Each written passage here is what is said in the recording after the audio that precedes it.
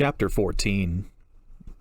Jill stood at the edge of a yawning open pit in the dank tunnel, staring helplessly at the door on the other side. The pit was too wide to safely jump, and there was no way to climb down, at least not that she could see. She'd have to go back and try the door by the ladder. Her frustrated sigh turned into a shiver. The damp chill emanating from the stone walls would have been bad enough without her being dripping wet. Great secret passage. To use it, you have to catch pneumonia. A glint of metal caught her gaze as she turned, feet squelching in her boots. She peered down at it, brushing a wet strand of hair out of her eyes. It was a small iron plate set into the stone, a 6-inch hole maybe about the size of a quarter at the center. She looked back at the door thoughtfully. Maybe it works as a bridge? Or lower stairs? It didn't matter. Since she didn't have whatever tool it required, it was as good as a dead end. Besides, it was unlikely that whoever she'd seen walking through the waterfall had managed to get across. Jill walked back through the twisting passage toward the entrance of the tunnel, still in awe of what she'd found behind the curtain of water. It appeared that there was a whole network of tunnels running beneath the estate. The walls were rough and uneven, chunks of sandy limestone protruding at odd angles, but the sheer amount of work that had gone into creating the underground path was mind-boggling. She reached the metal door next to the ladder, having to make a conscious effort not to let her teeth chatter as a cold draft swept down from the courtyard above. The sound of the waterfall was strangely muted. The steady, echoing rhythm of water dripping to the rock floor was much louder, giving the tunnels a somewhat medieval feel. She pulled the door open and froze, feeling a rush of mixed emotions as Barry Burton whirled around to face her, revolver in hand. Surprise one. Barry? He quickly lowered his weapon, looking as shocked as she felt, and just about as wet, too. His t-shirt clung to his broad shoulders, his short hair plastered to his skull. Jill? How did you get down here? Same way you did, apparently. But how did you know? He held up his hand, shushing her. Listen. They stood in tense silence, Jill looking up and down the stone corridor and failing to hear whatever Barry had heard. There were metal doors at either end, cast in shadow by the dim utility lights overhead. I thought I heard something. He said finally. Voices. Before she could ask any questions, he turned and faced her, smiling uneasily. Look, I'm sorry I didn't wait for you, but I heard someone walking out in the garden and had to take a look. I found this place by accident. Kinda tripped and fell in. Anyway, I'm glad you're here. Let's check around, see what we can dig up. Jill nodded, but decided to keep a close eye on Barry for a while. Maybe she was paranoid, but in spite of his words, he didn't seem all that happy to see her. Her mind whispered. Watch and wait. For now, there was nothing else she could do. Barry led them toward the door to the right, holding his Colt up. He pulled the handle, revealing another gloomy tunnel. A few steps in to the right was another metal door, and across from that, the passage veered sharply into almost complete darkness. Barry motioned at the door and Jill nodded. He pushed it open, and the two of them moved into another silent corridor. Jill sighed inwardly as she studied the bare, rocky walls, wishing that she had a piece of chalk with her. The tunnel they were in now looked pretty much like all the rest of them. Turning left up ahead, she already felt lost, and hoped that there weren't too many more twists and turns. Hello? Who's there? A deep, familiar voice shouted from somewhere ahead of them, the words echoing through the passage. Enrico? Jill called out. Jill? Is that you? Excited, Jill ran the last few steps to the corner and around, Barry right behind her. The Bravo team leader was alive, had somehow ended up down here. Jill rounded the next corner and saw him sitting against the wall, the tunnel widening out and ending in a shadowy alcove. Hold it. Stop right there. She froze, staring at the Beretta he had pointed at her. He was injured, blood seeping from his leg and puddling on the floor. Are you with anyone, Jill? His dark eyes were narrow with suspicion, the black bore of his semi-automatic unwavering. Barry's here too. Enrico? What happened? As Barry stepped out from behind the corner, Enrico stared at them both for a long moment, his gaze darting back and forth nervously, and then he sagged, lowering his gun as he fell back against the stones. Barry and Jill hurried over, crouching down next to the wounded Bravo. I'm sorry. I had to make sure. It was as though defending himself had taken his last bit of strength. Jill took his hand gently, alarmed at how pale he was. Blood oozed from his thigh, his pants soaked with it. This whole thing was a setup. I got lost, climbed the fence, saw the tunnels, found the paper. Umbrella knew all along. Barry looked stricken, his face almost as white as Enrico's. Hang on, Rico. We'll get you out of here. You just have to lie still. Enrico shook his head, still looking at Jill. There's a traitor in the stars. Enrico's body jumped as two holes suddenly appeared in his chest, blood pulsing out of them in violent spurts. Through the resounding echo of the shots, Running's footsteps clattered away down the corridor behind them. Barry launched to his feet and sprinted around the corner as Jill helplessly squeezed Enrico's twitching hand, her heart pounding and sick. He slumped over, dead before he touched the cold stone floor. Her mind flooded with questions as Barry's pursuing footsteps faded away. Silence settling once again over the deep shadows. What paper had the Bravo found? When Enrico said traitor, she'd immediately thought of Barry, acting so strangely. But he'd been right beside her when the shots had been fired. So who did this? Who was Trent talking about? Who did Enrico see?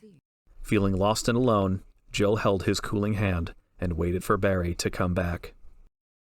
Rebecca was going through an old trunk pushed against one wall of the room they'd entered, shuffling through stacks of papers and frowning while Chris checked out the rest of the room.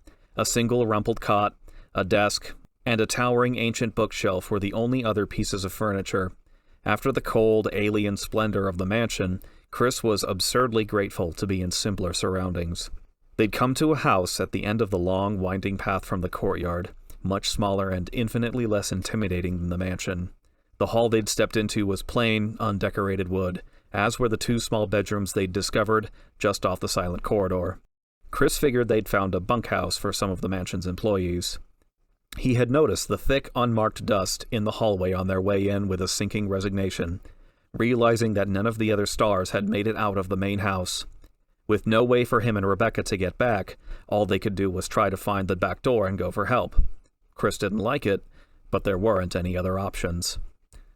After a brief perusal of the shelves, Chris walked to the battered wooden desk and pulled at the top drawer. It was locked. He bent down and felt along the bottom of the drawer, grinning as his fingers touched a thick piece of tape. Don't people ever watch movies? The key's always stuck under the drawer. He peeled the tape away and came up with a tiny silver key. Still grinning, he unlocked the drawer and pulled it open.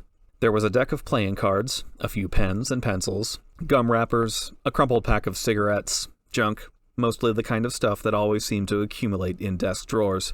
Bingo. Chris picked up the key ring by its leather tag, pleased with himself. If finding the exit was this easy, they'd be on their way back to Raccoon in no time. Looks like we just got a break, he said softly, holding up the keys. The leather tag had the word alias burned into one side and the number 345 written on the back in smudged ballpoint pen. Chris didn't know the significance of the number, but he remembered the nickname from the diary he'd found in the mansion. Thank you, Mr. Alias. Assuming the keys were for the bunkhouse, they were that much closer to getting off the estate. Rebecca was still sitting by the trunk, surrounded by papers, envelopes, even a few grainy photos that she'd pulled out. She seemed totally absorbed in whatever she was reading, and when Chris walked over to join her, she looked up at him with eyes clouded by worry. You've found something? Rebecca held up the piece of paper she was reading. A couple things. Listen to this. 4 days since the accident, and the plant at point 42 is still growing and mutating at an incredible rate. She skipped ahead, skimming the page with one finger as she spoke. It calls this thing Plant 42 and says its root is in the basement, here. Shortly after the accident, one of the infected members of the research team became violent and broke the water tank in the basement, flooding the entire section. We think some trace chemicals used in the T-virus tests contaminated the water and contributed to Plant 42's radical mutations. A number of shoots have already been traced to different parts of the building, but the main plant now hangs from the ceiling in the large conference room on the first floor. We've determined that Plant 42 has become sensitive to movement and is now carnivorous. In close proximity to humans, it uses tentacular prehensile vines to entrap its prey, while leech-like adaptations latch onto exposed skin and draw fatal quantities of blood. Several members of the staff have already fallen victim to this. It's dated May 21st. Signed, Henry Sarton. Chris shook his head. wondering again how someone could invent a virus like the one they had come across. It seemed to infect everything it touched with madness, transforming its carrier into a deadly carnivore hungry for blood. God, now a man-eating plant. Chris shuddered, suddenly twice as glad that they would be leaving soon. So it infects plants too. When we report this, we'll have to... No, that's not it. She handed him a photo, her expression grim. It was a blurry snapshot of a middle-aged man wearing a lab coat. He was standing stiffly in front of a plain wooden door, and Chris realized that it was the very door they'd come through not 10 minutes ago, the front entrance to the bunkhouse. He flipped the picture over, squinting at the tiny script on the back. H. Sarton, January 98.42. He stared at Rebecca, finally understanding her fearful gaze. They were standing in .42.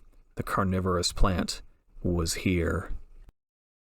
Wesker stood in the darkness of the unlit tunnel, his irritation growing as he listened to Barry stumble through the echoing corridors. Jill wouldn't wait forever, and the raging Mr. Burton couldn't seem to grasp that Enrico's killer had simply slid into the shadows just around the corner, the most obvious place there was. Come on, come on. Since they'd left the house, he'd finally started to feel like things were going in his favor. He'd remembered the underground room near the entrance to the labs and was almost certain that the wolf metal would be there, and the tunnels were clear. He had expected the 121s to be out, but apparently no one had messed with the passage mechanism since the accident. They'd split up to search for the lever that worked the passages, and it had been in plain sight, propped up next to the very mechanism that it controlled. Everything would have been perfect, except goddamned Enrico Marini had wandered along, happening across a very important paper that Wesker had accidentally dropped. His orders, straight from the head of White Umbrella. And then to complicate matters, Jill had blundered into the tunnels before Wesker could finish taking care of the problem. Wesker sighed inwardly. If it wasn't one thing, it was another. In truth, this whole affair had been a massive headache from the beginning. At least the underground security hadn't been activated. Though he'd had no way of knowing until they'd reached the tunnels, and having dragged Barry along as insurance, he now had to deal with the consequences. If the money wasn't so good... He grinned. Who was he kidding? The money was great. After what felt like years, Barry huffed into the dark room, blindly waving his revolver around. Wesker tensed, waiting for him to walk past the generator's alcove. This part could be tricky. Barry and Enrico had been close. As Barry stormed past the small chamber, Wesker stepped out behind him and jammed the muzzle of his Beretta into Barry's lower back, hard. At the same time, he started talking, low and fast. I know you want to kill me, Barry, but I want you to think about what you're doing. I die, your family dies. And right now it looks like Jill may have to die too. But you can stop it. You can put a stop to all the killing. Barry had stopped moving as soon as the gun touched him, but Wesker could hear the barely contained rage in his voice, the pure, driving hatred. You killed Enrico! He snarled. Wesker pushed the gun deeper into his back. Yes, but I didn't want to. Enrico found some information he shouldn't have. He knew too much. And if he told Jill what he knew about Umbrella, I'd have to kill her too. We're going to kill her anyway. You're going to kill us all. Wesker sighed, allowing a pleading note to creep into his voice. That's not true. Don't you get it? I just want to get to the laboratory and get rid of the evidence before anyone finds it. Once that material is destroyed, there's no reason for anyone else to get hurt. We can all just walk away. Barry was silent, and Wesker could tell that he wanted to believe him, wanted desperately to believe that things could be that simple. Wesker let him waver for a moment before pressing on. All I want for you to do is to keep Jill busy. Keep her and anyone else you run into away from the labs, at least for a little while. You'll be saving her life, and I swear to you that as soon as I get what I need, you and your family will never hear from me again. He waited, and when Barry finally spoke, Wesker knew he had him. Where are the labs? Good boy. Wesker lowered the gun, keeping his expression blank just in case Barry had good night vision. He pulled a folded paper out of his vest and slipped it into Barry's hand. a map from the tunnels to the first basement level. If for some reason you can't keep her away, at least go with her. There are a lot of doors with locks on the outside down there. Worst comes to worst, you could just lock her up until it's over. I mean it, Barry.